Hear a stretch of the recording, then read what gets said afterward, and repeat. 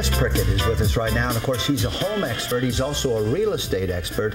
And Chris, iPods, do you carry one? We were talking about that at the top of the show. I have one. My brother-in-law works for Apple, so about, I don't know, 7 or 8 years ago I got one, and I have like maybe 20 songs on it. Listen to them over and over. You could put many more on there. So I meant, yes, even the old one that I have.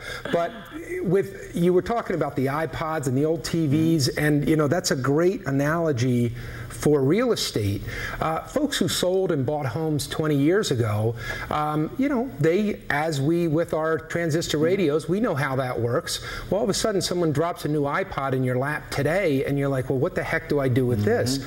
The real estate market has changed so much in the last 2 or 3 years that the average home buyer or home seller stepping into the market is just, they're amazed at some of the stuff. When I tell them 4 to 6 months to close a deal. Well, it's so complex it is. These days, Chris. It's hard to understand, even if you're a real estate agent. It is, and we've got to stay up on top of these things. And I read a lot, I go to seminars all the time, and it changes almost on a daily basis. This law is a great example. Your changes and the amount of information and the text is only second to the IRS, I think. Yeah, and that's great. My wife's an accountant. I'm a big picture guy, so wow. I've gotten 3 new prescriptions of glasses in the last 2 years with all the stuff I've had to read. So what do we do as a buyer? And I know we're going to get into more detail on other areas, but you get a stack of papers like this at a closing, and they're throwing them at you right and left, saying, sign this, this is what this means. They give you 2 sentences. How do we wade through all of that? Well, the secret to that is to try to get as much of that stuff understood before the closing. So when that stack of papers comes, you're not sitting there because I know me, after a while, it's just like, I'll sign, whatever. Sign anywhere, let me out of this room.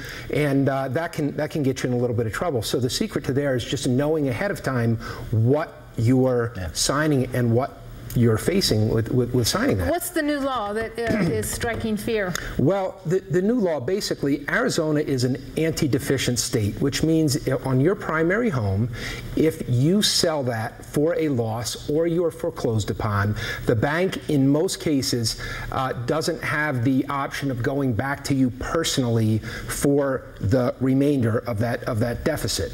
Okay? What this new law is basically saying that if you have lived in a property for less than 6 months of the year and you default, short sale, foreclosure, the bank can go after you personally. They can garnish your wages. They can go after your primary house for that deficiency. Now, what you got here, you have the banks on one side, you've got the real estate community on the other side. The idea with the banks is they're saying, well, we've got a lot of investors who bought, they got into this real estate flurry when things were up, and now they're walking away with no consequences. The other side of the coin, and what the real estate industry's argument is, well, a lot of these people that are going to suffer from this law are the folks who have the second home in Arizona, the snowbirds. If you've lived in that house for less than 6 months and you get into trouble and you try to sell that house, well, guess what? Now we can go after you for that $100,000 difference, and we can go after your primary home. And that is what the idea, I understand the idea of the law, and I can understand the banks saying, hey, if when you were making all this money, you weren't coming to us and saying, hey, here's a little bit back for you. Now that you're losing it, you can't just walk away. What will this do for prospective investors?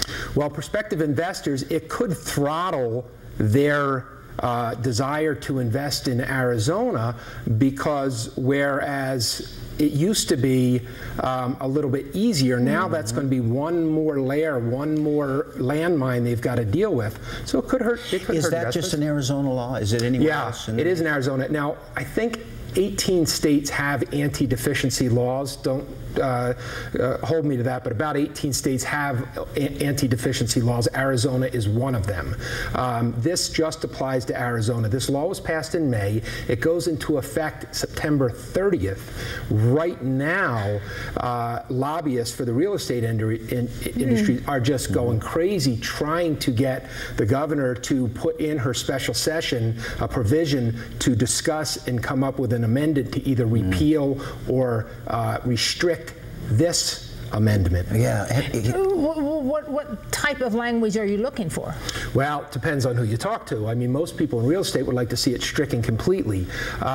There are others who would like to see it a little more mom and pop friendly, where maybe it does go after the investor, but on the second home, or if you bought a home for your kid to go to college, you know, a condo or something, it can affect those people as well. So not so darn draconian. Yes, That's a good question, and you have to be an attorney to understand the language, and I think there's where the more and more, yeah, and that's one of the things as a real estate agent, I try to be very careful. We are not allowed to give you legal advice. We are not allowed to give you accounting advice. We need to refer you to someone who is an authority on that. But in the same token, we need to have a general idea, so as we're advising you in the process, you at least know what the heck is going on. Have you seen any of the stimulus money come into the industry, into the banks in our area?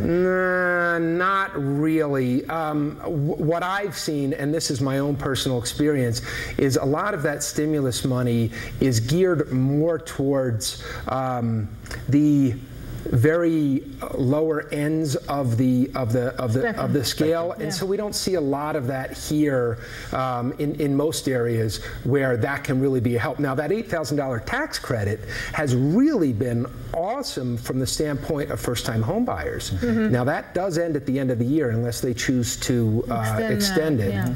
But that's been a boon. So this will probably discourage people from looking at a property, a home, a property, to purchase it, hold it for 8-9 months, try to turn over. That is so much what we saw that probably contributed to our downturn. Right, and you know, I mean, I have a very good friend who's smarter than I'll ever be, and his bottom line is always know what your back door is. And so if you are investing in something and you're putting 50% down, and you know if you have to take a loss, it's not coming out of the butter and eggs money, those investors will still be there.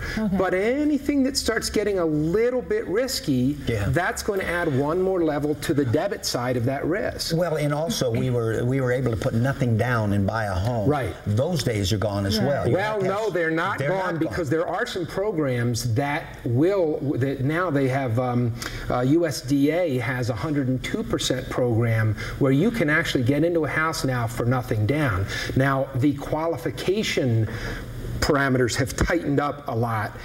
They used to be so loose, and now they're so tight. But there are still 100% financing programs available.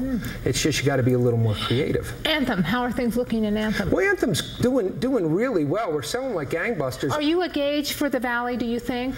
Representative or not? I think Anthem, because of it's having so much new construction, we got just pummeled early, but now we're recovering, I think, a little earlier. I like to think Anthem is kind of the canary in the coal mine for the rest of the Valley. I hope it is, because we're doing a little bit better. So I'd like to see the rest of the Chris, when you say going gangbusters, does that mean you're selling 3 homes a month, 10 homes a month? Right now, we're selling about 3 homes, give or take, a month.